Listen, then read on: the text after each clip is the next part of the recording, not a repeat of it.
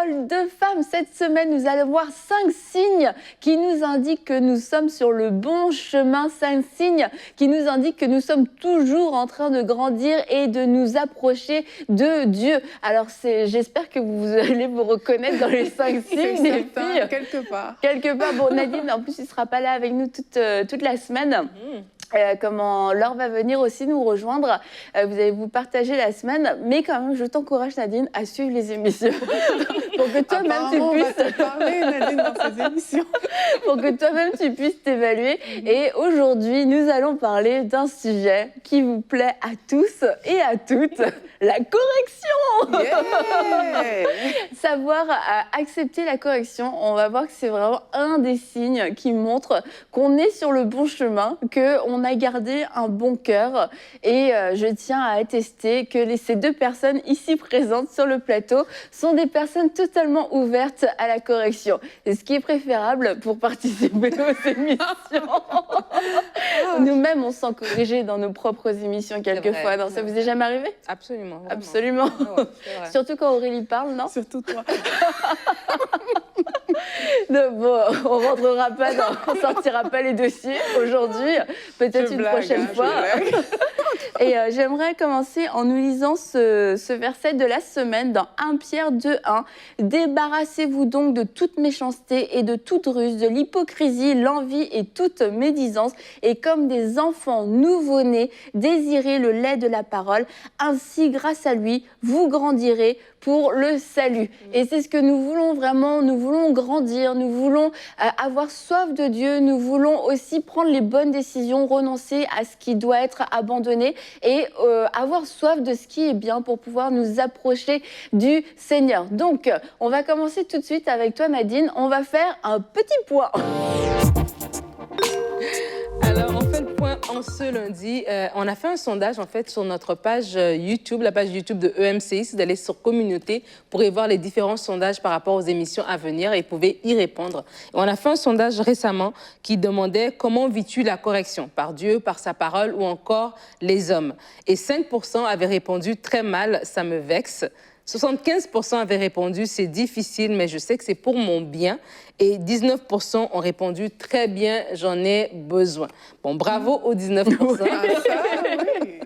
Et aux 75%, qui est la majorité qui dit que c'est difficile, mais c'est pour mon bien, c'est vrai. Et quand on parle de la correction, Annabelle, on voulait le mentionner parce qu'en lisant les commentaires un peu sous les questions, sur le sondage, on a vu que c'était pas un peu, tout le monde n'avait pas compris la même chose. Lorsqu'on parle de correction, on parle de l'idée d'être enseignable, de vraiment recevoir ces conseils, que ce soit de la part des gens ou enseignable par la parole. Et il y a ce verset dans Proverbe 3 au verset 11 qui dit « Mon fils, ne méprise pas la correction de l'Éternel et ne sois pas dégoûté lorsqu'il te reprend, car l'Éternel reprend celui qu'il aime, comme un père l'enfant qui a sa faveur. » Et je rajouterais aussi ce verset que la correction au premier abord est un sujet de tristesse et non de joie. Donc en fait, combien t'as dit 75%, bah, c'est biblique en fait. C'est complètement biblique votre réaction. C'est que sur le coup, c'est vrai que la réaction, la correction peut faire mal et peut vexer, peut blesser, etc. Mais c'est d'aller à la deuxième étape et c'est vraiment dans ce sens qu'on veut vous encourager parce qu'on peut rester bloqué en fait dans cette étape. Oui, bah, la correction, ça m'a juste rendu triste, ça m'a mis par terre, ça m'a découragé, ça m'a dégoûté, même le mot est quand même fort. Mais la Bible dit après quand même que elle produit plus tard chez ceux qu'elle a ainsi exercé un fruit porteur de paix. Et c'est ça, on veut, c'est dommage, je trouve ça trop bête de recevoir une correction et puis de ne pas la laisser produire du bon fruit, ce fruit porteur de paix, parce que c'est vraiment la conséquence d'une bonne correction, d'accord? Une correction qui est sainte, une correction qui est inspirée, c'est vraiment ça. Et quand on bloque, on a juste le mauvais côté de la correction et c'est pour ça qu'après, on la fuit. Tu l'as très bien exprimé, Annabelle. Merci, parce que je trouvais pas. Oui, quand on te dit comme ça quelque chose qui vient te chercher, ben voilà quoi, ça peut te vexer. Donc on n'est pas en train de dire aux gens que la correction sera toujours très bien, comme tu as dit, ça va produire de la tristesse. Maintenant, c'est la réaction par rapport à ça qui est importante, en fait. Parce que, comme tu disais aussi, Annabelle, de là va sortir du fruit. Mais ça dépend de comment tu as réagi par rapport à la correction. Et il y a des personnes qui, par rapport à la correction, vont choisir les mieux, ils vont juste choisir de s'éloigner, de fuir les personnes qui les corrigent. Mais la correction, quand elle est vraiment bien reçue, même si au début vous êtes vexé quand on vous a dit quelque chose, ok, ça peut arriver, mais après, c'est de prendre un petit recul pour dire, mais il y a un fruit en fait qui doit sortir de là. La Bible même dit que Dieu, il châtie en fait ses fils, il corrige ses fils, mais c'est par amour, c'est parce qu'il l'aime qu'il le fait. Donc si Dieu le fait par amour, ça veut dire qu'il y a des choses dans nos vies que quand il regarde, il dit, mais pour que ma fille, pour que mon fils puisse avancer, il faut enlever ça. Mais comment on enlève ça? En corrigeant, en fait. Et c'est souvent ça qu'il faut voir de prime abord quand quelqu'un vous aborde pour vous corriger, comme on a dit, de la bonne manière, de façon inspirée. Quand quelqu'un vous corrige, c'est de voir, et même, hein, il y a même des personnes qui peuvent être gauches, mais ce qu'ils disent est quand même vrai. Non? Donc, c'est la réception vraiment qui est importante, c'est de dire, OK, de prime abord, ça me semble, ça vient me chercher dans mon cœur, mais je veux bien réagir à ça et je veux que cette information que j'ai maintenant, que ça puisse porter un fruit bon. Je veux pouvoir changer, je veux pouvoir me corriger, je veux être enseignable par rapport à la parole qui a été prononcée. Et quand tu parles, Aurélie, tu dis « je veux être », et ça c'est important en fait, c'est notre disposition de cœur. Dieu nous aime et Dieu aime chacun de ses enfants et le but de Dieu c'est que nous puissions prospérer à tous égards, que nous puissions être épanouis, que nous puissions remplir les plans et les projets qu'il a pour nous. Par contre, qu'est-ce qui fait qu'une personne va être arrivée à l'étape 10 et l'autre personne reste à l'étape 5? Parfois, c'est juste par ces petites corrections que le Seigneur apporte dans nos vies de tous les jours. Des fois, c'est des petites remarques que Dieu va faire, soit par sa parole, soit par quelqu'un. Mais vraiment, tu sens dans ton cœur que c'est Dieu qui est en train de te parler à travers cette personne. C'est pas juste la personne qui vient devant toi et qui te dit ce qu'elle veut te dire, mais tu sais dans ton cœur que Dieu me parle par rapport à ça. Dieu m'a déjà parlé. Peut-être j'avais déjà ce sentiment que non, ma façon de réagir dans telle sphère, c'est pas bon. Et là, Dieu vient de te parler par quelqu'un. Tu peux choisir d'ignorer cette personne ou de passer outre, ou tu peux choisir de dire, Seigneur, montre-moi. Je veux vraiment avoir ce cœur qui est réceptif à ta correction, qui est réceptif à ton enseignement. Montre-moi comment m'ajuster, montre-moi comment rajuster le tir pour plus tard. Et c'est hyper important. On peut s'inspirer, même dans la parole de Dieu. Tu vois, Saül, qui était ce roi, qui avait été oint, mais lorsque Saül a dû être corrigé, Saül n'a pas accepté la correction, ben son cœur s'est endurci et il a pris un mauvais chemin. Mais David, qui a fait des erreurs beaucoup plus graves que Saül, mais David avait un cœur qui était capable d'accepter la correction et de se rajuster. Et vraiment, ça, c'est une prière qu'on doit faire nous-mêmes, hein, parce que des fois, c'est pas que Dieu va nous corriger au su de tout le monde. Moi, ça m'est déjà arrivé, quelqu'un peut me dire quelque chose, la personne ne sait pas ce qu'elle dit, mais moi, je sais que Dieu me parle à travers cette personne. Donc, ne pas penser que Dieu va exposer notre vie, va nous humilier. Non, non. Cette correction n'est pas une humiliation. Mais Dieu va nous parler. Et si on est humble et si on est capable de dire « je veux être enseignable », eh bien, Dieu va nous en donner plus encore parce qu'il sait qu'à tout moment, il peut nous parler et on peut se rajuster en fait. Et Dieu corrige celui qu'il aime. Il corrige son fils. Donc en fait, si on se reconnaît comme un fils ou une fille de Dieu, bah, c'est normal. La correction fait partie de notre relation avec Dieu. Et quelquefois, on la redoute parce que quand on parle correction, tout de suite, on parle punition, châtiment, etc. Et du coup, bah, c'est sûr que les enfants, ils vont avoir tendance à fuir. Et c'est comme ça qu'un enfant va se retrouver à mentir, à cacher, à essayer de s'en sortir, en fait, comme il peut, parce qu'il redoute la correction. Mais cette correction, elle est saine et elle est sainte et elle est motivée par l'amour.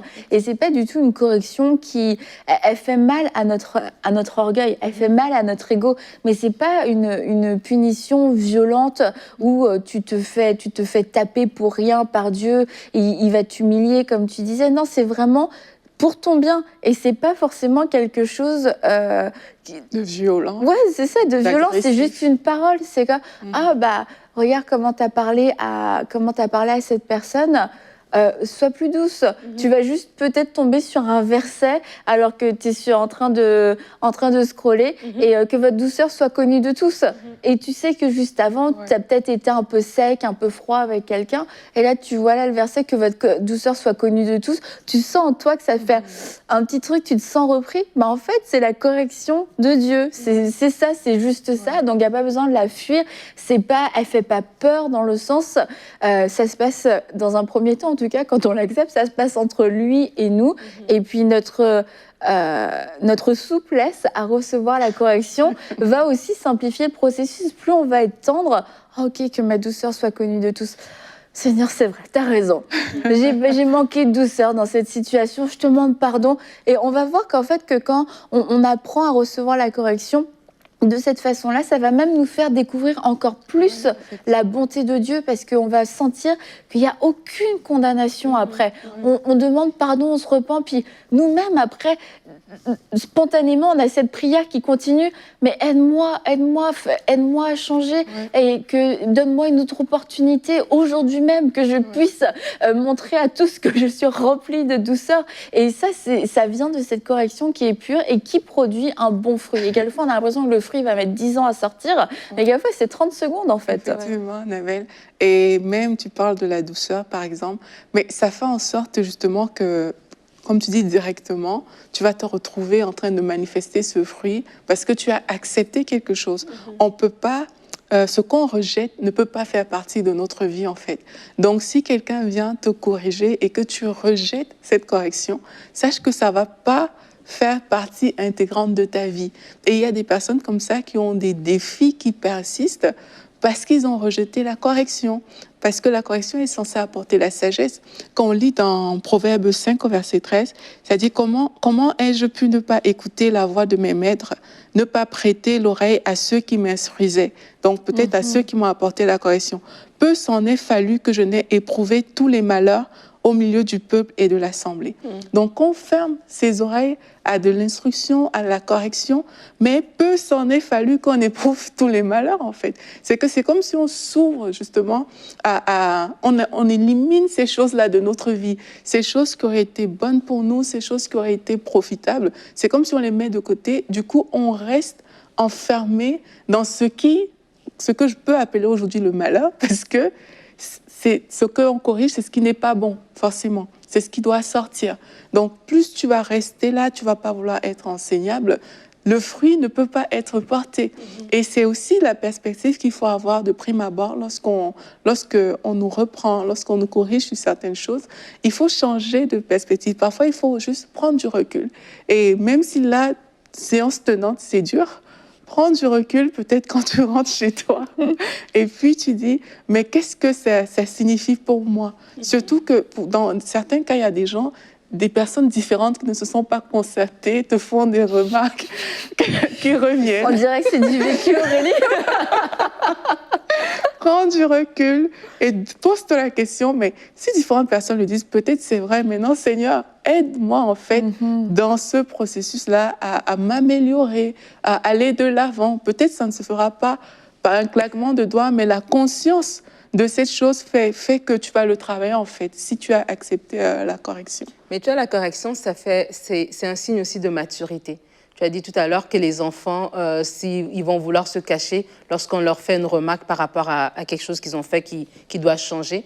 Et quand on est mature, quand on est adulte, on comprend qu'on n'est pas parfait. On comprend qu'on n'a pas la science infuse. On comprend que, comme dans une voiture, il y a des angles morts, il y a des choses que il faut vraiment que je me tourne pour voir que l'autre voiture en arrière, elle sait qu'elle est dans mon angle mort. Donc moi, je ne la vois pas. Et de la même manière, si on comprend ça, on ne va pas prendre personnel, je ne sais pas comment le dire, mais tu vois, c'est pas une attaque à ta personne. Ça ne veut pas dire que tu es moindre si on te dit, ben non, telle affaire, tu dois l'améliorer. Et si on voit dans un cadre d'un travail, ben si tu travailles avec un collègue qui ne prend aucune correction pour lui, tout ce qu'il fait, c'est bien, et que c'est parfait, que c'est la faute de tout le monde, ça va être difficile de travailler avec une personne comme ça.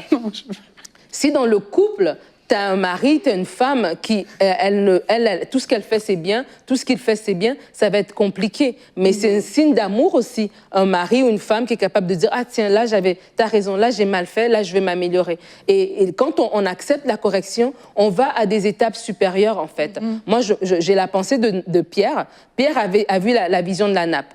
Et la vision de la nappe, il a vu qu'il devait aller chez Corneille et tout ça. Mais si Pierre était resté juste dans sa façon de penser, ben, il n'aurait pas accepté cet autre angle que Dieu lui donnait pour dire à partir d'aujourd'hui, non, aussi les non-juifs, aussi ils ont droit. Et donc, c'est un peu ça, en fait, dans nos vies. Des fois, lorsqu'on arrête, on ne veut pas accepter cette correction. Il y a peut-être une porte ouverte qui allait arriver après, cet enseignement que tu allais recevoir, mais cette porte-là, cette étape-là, tu ne vas pas l'accéder, en fait. Tu vas rater ta sortie et tu vas continuer dans ton train-train, mais il y avait peut-être plus que Dieu voulait te donner. Si seulement, à ce moment X, tu aurais eu accepté de dire, OK, ouais, j'accepte ce point de vue, n'est pas le mien, mais il y a quelque chose de bon là-dedans. Et ça, c'est important. Aurélie parlait des gens qui nous parlent. Si on a des gens qui sont bienveillants, des gens qui nous font des bons conseils, des gens qui veulent vraiment notre bien, qui ne sont pas en train de nous dire des paroles méchantes pour nous casser, mais vraiment nous dire des trucs qui voient un potentiel en nous, et Dieu leur parle par eux, Dieu nous parle par eux. Mais soyons déjà reconnaissants d'avoir ces gens bienveillants qui veulent notre bien et soyons ouverts à être enseignés, en fait. Parce que de l'autre côté, c'est pas non plus facile forcément que de corriger quelqu'un d'autre. Il faut beaucoup d'amour pour corriger quelqu'un d'autre. Je parle vraiment de la vraie correction. Je parle pas, comme tu dis, des paroles méchantes parce que là, c'est juste balancé, c'est pour faire du mal. Mais la vraie correction qui est censée construire, qui est censée rectifier, amener la personne plus loin et que tu sais que ça va produire de la tristesse dans un premier temps, que la personne va peut-être t'en vouloir, mais il faut quand même beaucoup d'amour pour pouvoir corriger des personnes. Et si vous avez des personnes dans votre entourage qui prennent ce temps de vous corriger, qui prennent ce temps de s'arrêter pour vous dire « Regarde, là, tu as fait comme ça, mais si tu essayais comme ça, ce serait peut-être mieux. » Qui prennent le temps de vous enseigner, qui prennent le temps de vous conseiller, rendez gloire à Dieu. Ne pleurez pas à cause de ces personnes. Qu'est-ce qu'il va encore me dire? Qu'est-ce qu'elle va encore me dire? Parce que ces personnes sont vraiment des personnes précieuses qui vont vous permettre d'aller plus loin. Et quand on a le désir de grandir, on a le désir qu'on puisse nous dire, que Dieu directement puisse nous le dire, ou à travers des hommes, nous dire comment améliorer certaines choses. Et ça devrait être notre soif à tous, nous améliorer. Oui, effectivement, Annabelle. Et il y a quand même quelque chose que je veux dire par rapport à ce que vous deux vous avez dit, c'est que quand on dit que la personne va venir vers toi remplie d'amour pour te parler et tout, c'est vrai, c'est vraiment l'amour qui doit diriger les personnes. Maintenant, il ne faut pas penser que ce sera comme toi, tu aurais aimé qu'on te corrige. Oui, en fait. Ça, oui. Parce que l'amour se définit souvent, surtout dans le cadre de la correction, vraiment, à nos yeux, quoi. Parce qu'il y a vraiment des personnes qui ne reçoivent pas juste parce qu'ils n'apprécient pas peut-être la forme, mais la forme a peut-être été gauche, peut-être la forme même était bien pour la personne qui l'a dit, mais ils ne regardent pas la motivation vraiment au fond, si c'est l'amour, ils s'arrêtent juste à la forme. Et c'est donc important de savoir que peut-être la forme ne peut pas te correspondre entièrement, mais regarde ce qui est derrière. Et souvent aussi, ce qu'on peut remarquer, c'est que soit il y a des confrontations, alors qu'on est en train d'essayer de corriger quelqu'un, et la personne engage directement une confrontation. Parfois, il faut juste se taire, juste écouter, même poser des questions, même à propos du style ouais, qu'est-ce que tu veux parler à dire par cette chose et cette chose? C'est aussi s'agrandir, comme tu disais, Nadine. Et ça va faire la différence. Parce qu'il y a des personnes, mais moi, ça m'est déjà arrivé aussi, où on te dit quelque chose, mais tu sais que la personne a raison, tu veux juste couper court à la conversation. Tu vois, je veux pas que tu continues de parler de ça. OK. Et c'est ça, en fait, qu'il faut aussi parfois accepter de prendre sur soi pour dire, OK, qu'est-ce que tu veux par là dire? Poser des questions, mais dans le but vraiment d'être enseignable, dans le but que cette chose produise vraiment du fruit dans ta vie. Et les filles, j'aimerais... Vas-y.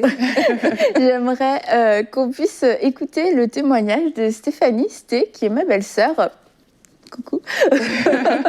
Et qui a vécu un temps difficile dans sa vie et elle pensait qu'elle avait besoin de beaucoup de choses dans ce temps de sa vie, mais pas d'une correction.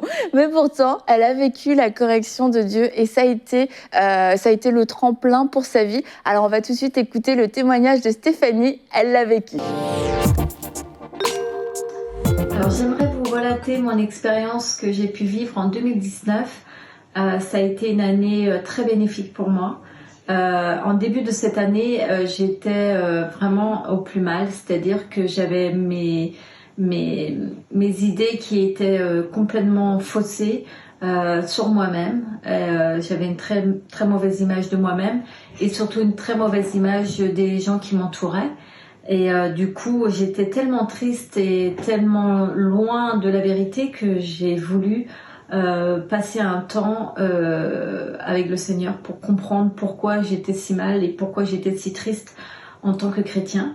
Et c'est de là que petit à petit le Seigneur est venu me montrer dans quel état j'étais et que j'étais loin de la vérité, j'étais loin de ce qu'il voulait pour moi. Et en fin de compte, il m'a redonné en fait une belle image de moi dans le sens où il m'a montré mes valeurs et il m'a montré combien il m'aimait. Et à partir du moment où j'ai compris vraiment son amour pour moi, il a pu en fait petit à petit me corriger sur la façon que je parlais, que je m'exprimais sur moi-même et sur les gens. Sur la façon que je pouvais juger. Alors il est venu vraiment me montrer que je n'avais pas à juger qui que ce soit et que chacun avait ses défis et puis la seule personne qui pouvait intervenir c'était lui seul et c'était pas mon problème. Moi la seule chose que je devais faire c'est prier justement pour ces gens.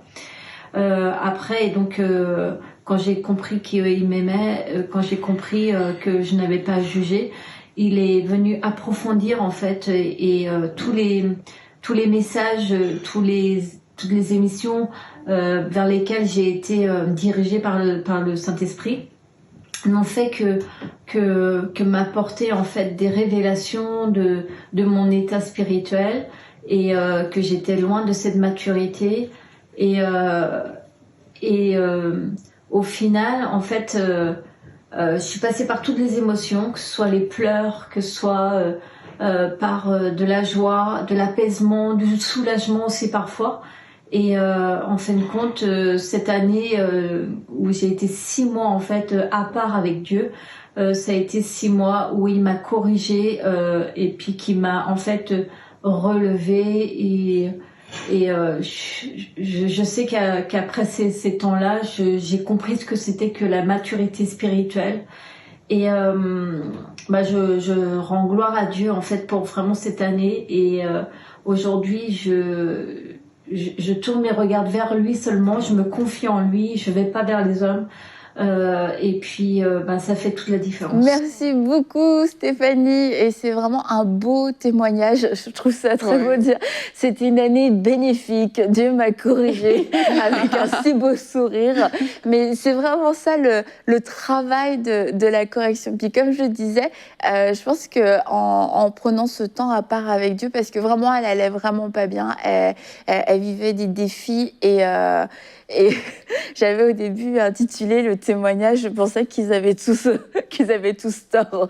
Et c'est aussi, comme elle a dit, elle a arrêté de juger les gens. Et en fait, Dieu est tellement venu la corriger, mais avec amour. Et cette correction, c'est pas une correction qu'il l'a mise par terre, t'as mal fait, ils ont mal fait. Dieu n'a pas opéré de cette façon-là.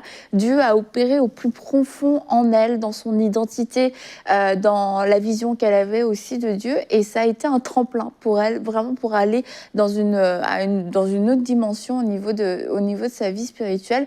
Et je trouve ça vraiment très beau. Alors c'est pour ça, ne fuyez plus la correction de Dieu, parce qu'elle peut être la réponse peut-être au problème que vous avez, à la souffrance que vous avez. Vous avez besoin que Dieu vienne rétablir en vous la vérité, qu'il vienne détruire les mensonges et qu'il vienne aussi rétablir certaines choses au niveau de l'ordre ou de votre façon de faire, parce que ce sera bénéfique pour vous. Absolument. Et ce que j'aime de Stéphanie, et dans son témoignage, on peut le voir, c'est ce cœur. En fait, elle a dit, elle a fait 6 mois où est-ce que Dieu a travaillé son cœur. Et c'est ce cœur enseignable, cette disposition de cœur qui est tellement importante. Et le Saint-Esprit va nous conseiller, mais le Saint-Esprit va aussi passer à travers des gens. Et je me dis que des fois, Dieu peut te parler et c'est pas obligé d'être... Tu sais, il y a des gens qui peuvent pas accepter une remarque de quelqu'un qui est peut-être pas au même niveau, entre guillemets, qu'eux.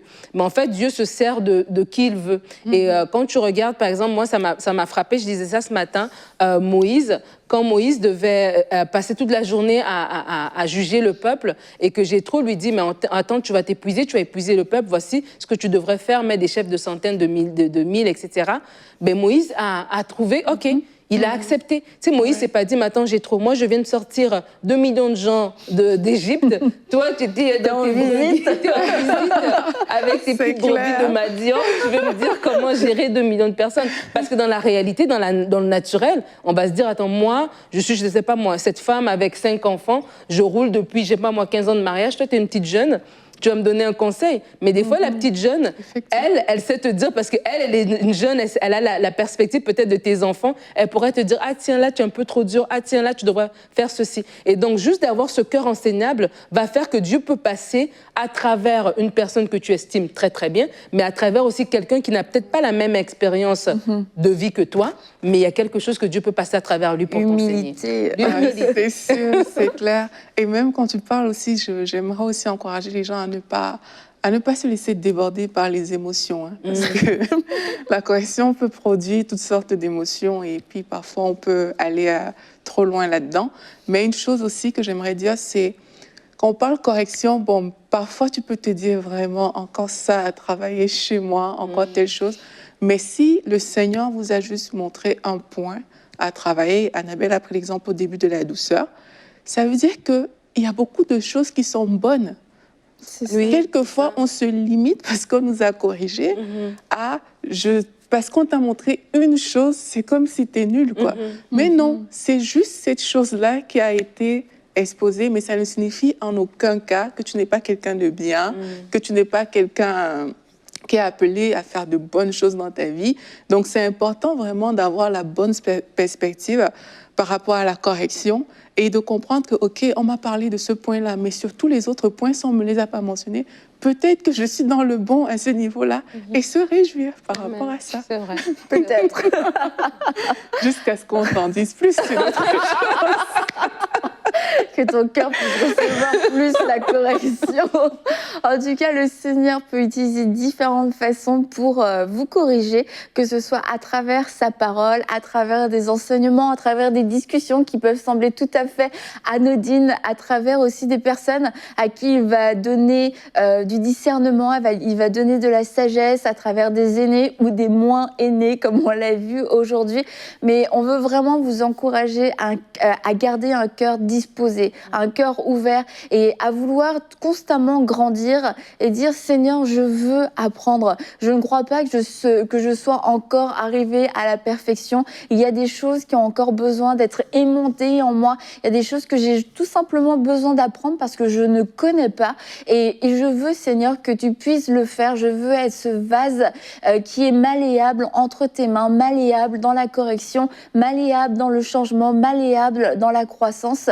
Et parce que le Seigneur vous aime, en fait, tout simplement. Encore une fois, je veux vraiment le redire, Dieu corrige celui qu'il aime. Il voit en toi tout le potentiel. Il voit en toi tout ce qu'il a mis, tout ce qui n'a pas encore été manifesté dans cette génération. Il voit tout ce qui a peut-être été gâché ou abîmé jusqu'ici. Il veut rectifier le tir par amour pour toi. Dieu corrige seulement par amour. Alors, si tu as eu une mauvaise image de la correction, parce que peut-être que la correction était punitive dans ton enfance, parce que tu as eu un père qui était dur, vraiment, je prie que le Saint-Esprit puisse te révéler l'amour et la bonté et la douceur de Dieu, le caractère du Père que Dieu a, un Père qui aime, un Père qui croit, un Père qui est bon et qui aime inconditionnellement. Et dans son amour, il nous corrige parce qu'il ne veut pas nous laisser aller dans la mauvaise direction. Il ne veut pas non plus nous laisser là où nous en sommes parce qu'il sait qu'on peut aller tellement plus loin.